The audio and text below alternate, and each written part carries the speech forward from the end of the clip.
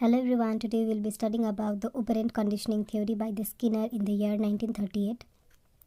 According to this theory, the consequence of the behavior itself acts as a stimulus and affects the future behavior.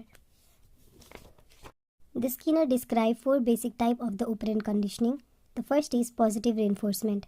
If a pleasant consequence follows a response, the response has been positively reinforced, and the behavior that leads to this pleasant consequence becomes more likely to occur in the future.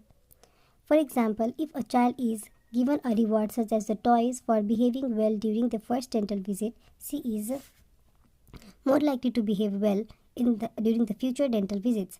Her behavior was positively reinforced. Negative reinforcement.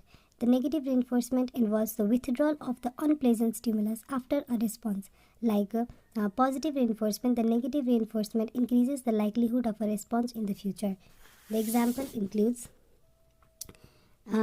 removal or the withdrawal of the high-speed handpiece if the child is afraid of the sound, and substitution with the hand instruments or the slow-speed handpiece. Similarly, next we have the omission. It is also known as the timeout. It involves the removal of the pleasant stimulus after a particular response. For example, if a child who throws a tantrum has his favorite toy taken away for a short time as a consequence of his behavior, and the probability of the similar behavior is decreased. The next is punishment.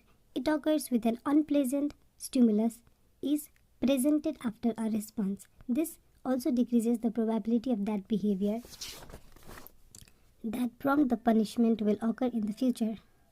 The punishment is effective for all ages, not just the children. One mild form of the punishment that has been used in the children is voice control.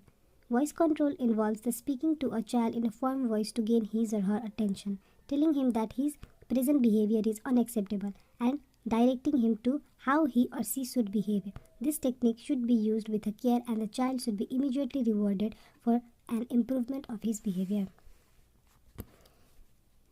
Now, the other example of the positive reinforcement includes simply praising a child for desirable behavior produces the positive reinforcement. The omission and the punishment should be used sparingly because the punishment can lead to the classical condition fear response.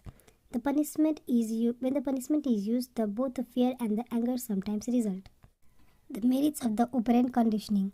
The application on children who are difficult to manage, useful in instillation of lifelong positive behavior in the child dental patient.